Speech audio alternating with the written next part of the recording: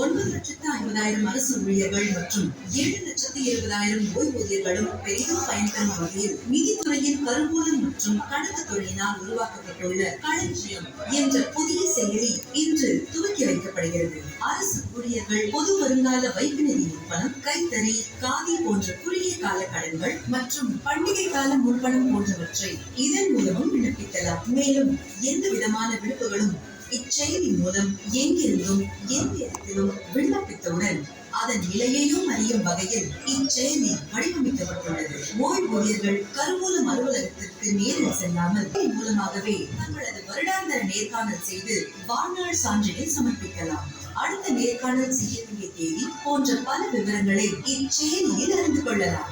மேலும் அரசு பணியாளர்கள் தங்களது ESR காப்பி, மாதாந்திர சம்பள சீட்டு, ஓய்வூதிய சீட்டு, வருமான வரி தொடர்பான விவரங்களையும் அறிந்து கொள்ளலாம். இச்செயலியை பிளே ஸ்டோர் அல்லது ஆப் ஸ்டோர் மூலமாக பதிவிறக்கம் செய்து தங்களது பணியாளர் எண் மற்றும் கைபேசி எண்ணை உள்ளீடு செய்து அனைத்து தகவல்களையும் அறிந்து கொள்ளலாம். காகிதமற்ற பரிமாற்றம், மிக எளிமையாக கையாளுதல், நேரத்தை சேமித்தல், பாதுகாப்பு உறுதி செய்தல், வெளிப்படைத்தன்மை அதிகரித்தல் போன்ற பல்வேறு அம்சங்கள் உள்ளடக்கி இச்செயலி உருவாக்கப்பட்டுள்ளது.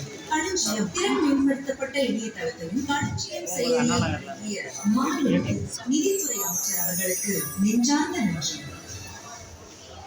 அப்ளிகேஷன் ஸோ வந்து மஸ்டரிங் பண்ணி டேரெக்டாக வந்து அப்ரூவ் ஆகிடும். சரிங்க, இப்போ இந்த களஞ்சியம் ஆப்பில் நம்ம எப்படி மஸ்டரிங் பண்ணுறதுங்கிறத